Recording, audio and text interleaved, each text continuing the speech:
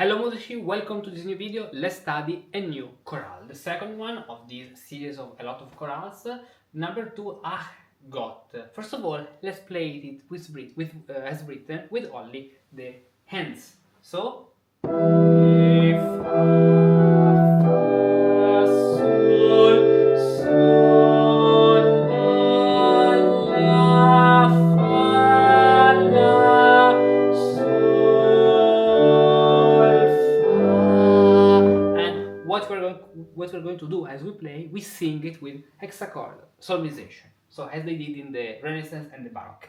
Re, fa, fa, sol, sol, la, la, fa, la, sol, sol, fa, do, fa,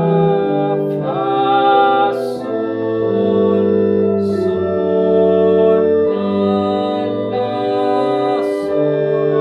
re, la,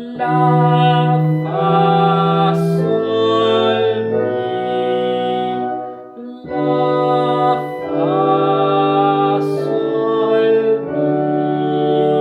mi, la, fa, sol, mi, fa,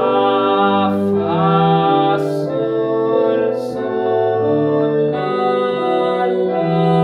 sol, fa, mi, re. Okay, this is a very interesting chorale because there are a lot of harmonic interesting things. The first thing is the opening, because re, fa, fa, sol, sol, la, very common opening, but the first so it's like if at the beginning we're moving to F major, and that's true because this happens with the bass singing sol, sol, mi, fa, mi, la, or fa, la, or yeah, we can sing with B flat in the key because actually we have the B flat because it's we can consider this like first tonus.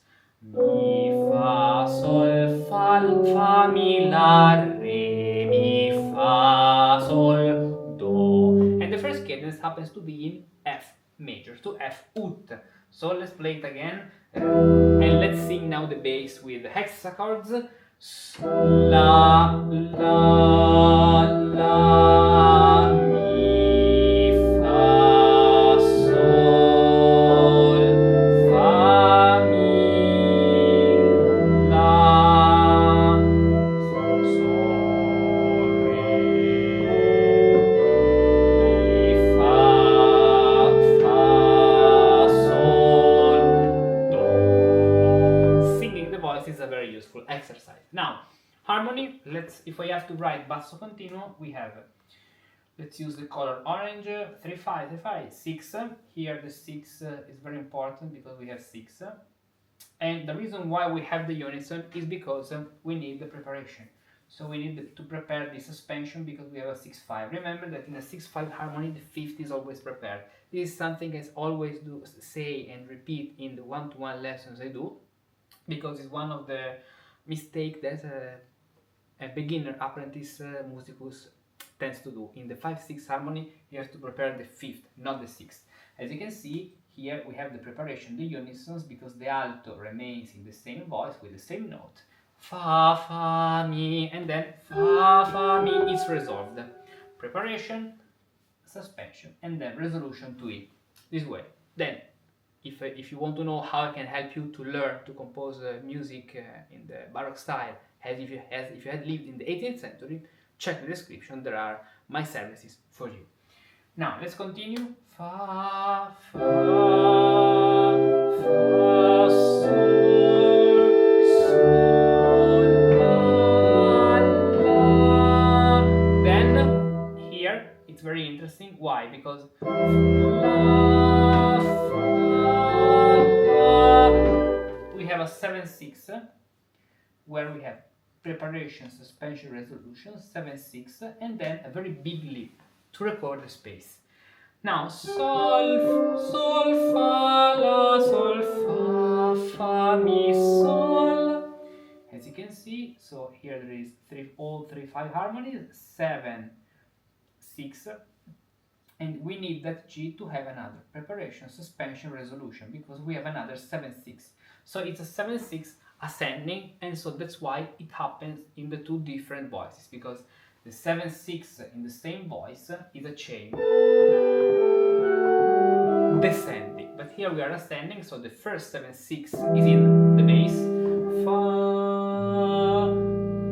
mi, sol, fa, and then in the alto, so two dissonances, fa, mi, sol, fa. If you imagine this a step higher, sol, fa, you can see your ascending sequence with 7/6. And then virtually you can continue. This is a very nice exercise to do.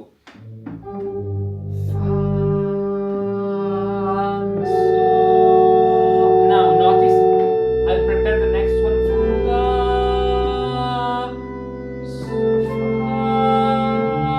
With the octave.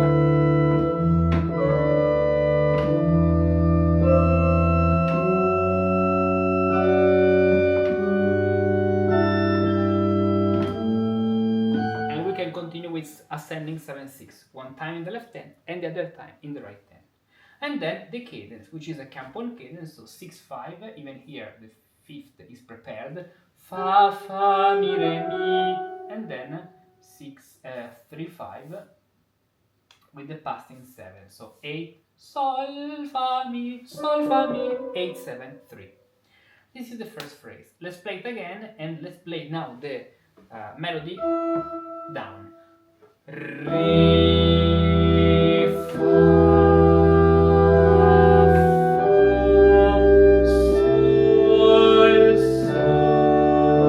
slowly.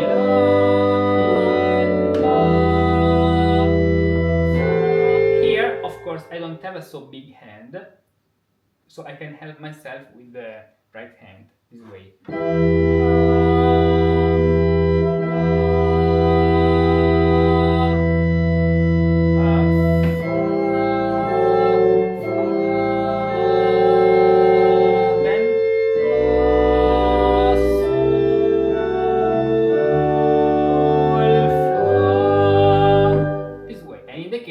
Fa, mi, re, mi, do. We move to the fifth as Bach usually does. So let's play again this phrase. Re, fa, sol, sol,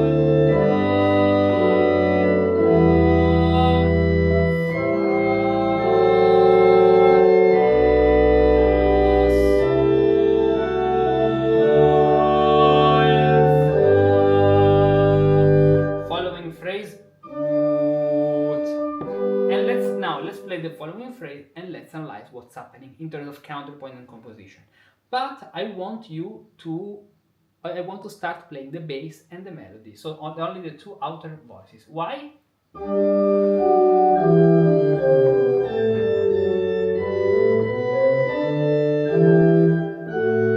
Because besides the cadence, the second phrase, the cadence, which is to de, re, all the voices move with stepwise motion and contrary motion, do, fa, fa, sol, sol, la. And so when you have this movement, ascending, starting with the third, you can move down and you can do 3, 5. So we said 3, 5, 8, 3. Then we have a 3, 3, 8, 5, 3. As you can see, they are all consonants, dissonance, consonants, dissonance. 3 implies a 4 dissonance. 5 implies a 6, which is not a dissonance. I mean, it's a consonance, but with the other harmonies, it's a dissonance here, a passing tone. Then the following note is a 9, so a dissonant. Then 9 dissonance, 7th dissonance. As you can see, we have an alternation of consonances and dissonances this way. Very interesting. Another very interesting thing is the movement of the two middle voices, because the alto sings la, sol, fa, as you can see, la, sol, fa, while the tenor fa, sol, la. So they actually exchange, they cross.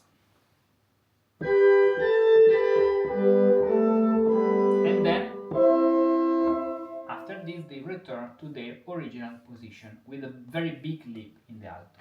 This sixth lip, which is a kind of imitation of the sixth lip we had before in the tenor. We should see we should look at the text. There may be a rhetorical use of the stepwise motion, contrary motion, and these lips.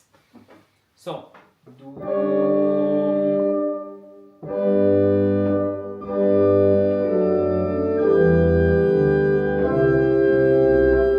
parallel thirds.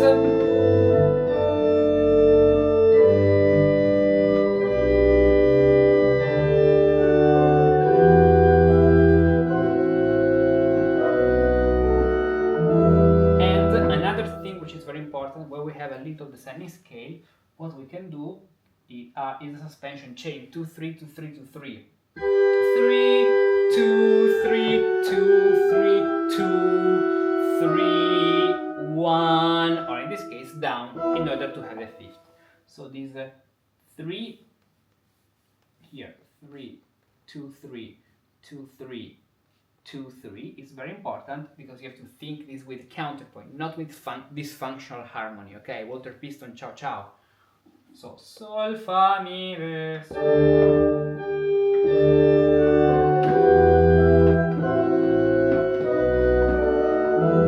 And this is the second key, the second phrase. Let's play again the second phrase and let's sing the melody.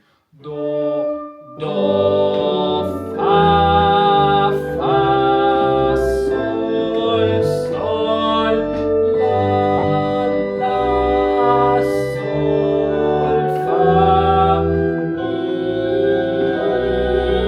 re. Following phrase, la, fa, sol, mi. Next again, la, fa, sol, mi. Okay, there are two things that we can learn from this couple of phrases. The first thing we can learn is that when we have the repetition of the same notes, la, fa, sol, mi, la, fa, sol, mi, we don't have to harmonize it in the same way. We have to do something different. And the bass is different, as you can see. We have, let's analyze the counterpoint with between the melody and the bass. 6, 3, 8, 5.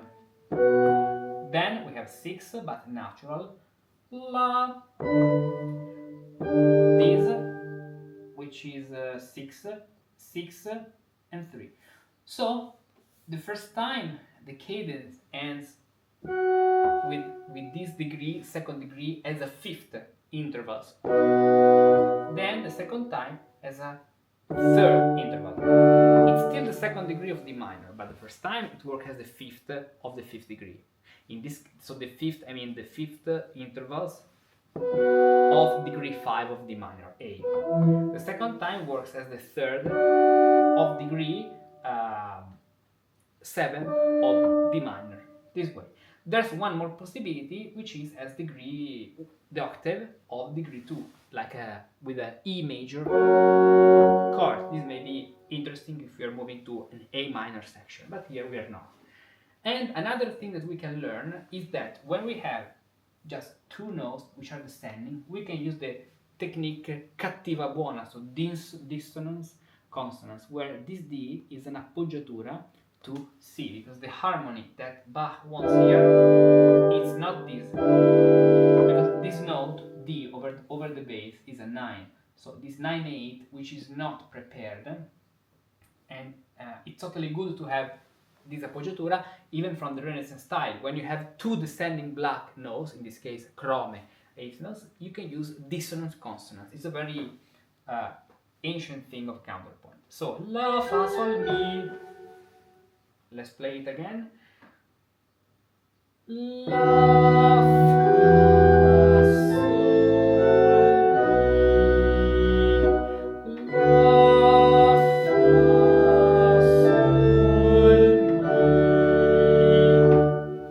Then we have another phrase which is mi, fa, fa, sol, sol, la. Very similar to mi, fa, fa, sol, sol, la, sol, fa, mi, re, la, sol, fa, mi, re. It's the same phrase actually, fa, fa, sol, sol, la, sol, fa, mi, re, but with the difference that instead of do, fa, we have mi, fa. This is not a different point.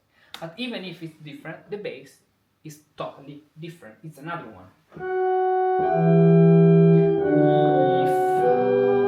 fa, sol, la. But we can recognize something in common. What? Let's see. We have this, which is an imperfect consonant. So we have 6. So 3, 6, 3, 6, 8, one more phase. So we change the harmony here. 5. I'm telling the intervals between the melody, so the chorale and the bass. Then 3, passing tone. 5. Then tight bass suspension. In basso continuo, here you would write 2, 4, 6, followed by 3, 5, 7, and then a little 9, 8, because of the suspension, preparation, suspension, resolution, and the final cadence, which is the same as before, with the addition of the major third, because the major third is more perfect than the minor third. It's closer to the unison, the relationship, the mathematical relationship. Now, the new phrase, this way sounds. Mi, mi, fa,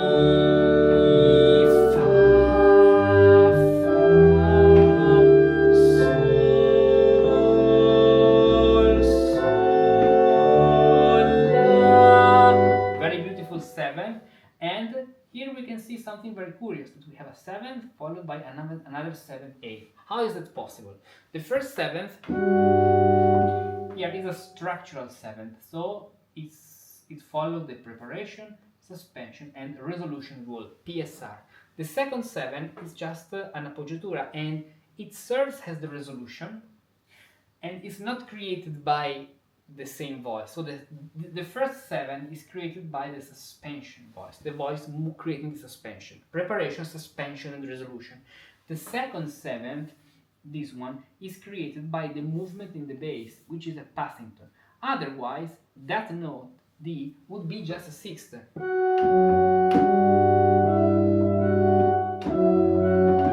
So that's why we can have 2 consecutive 7ths, because the first 7th occurs in the upper voice, in this case the alto. The second 7 occurs in the bass due to the passing tone, and so for the passing tone it's okay to be dissonance, because it's one of the unprepared dissonances, as you can see.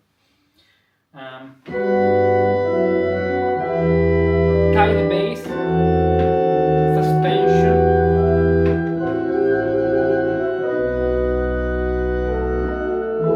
okay, very good. So now that we have discovered all the composition techniques and the secrets of this chorale, let's play again from the beginning. Let's see if we have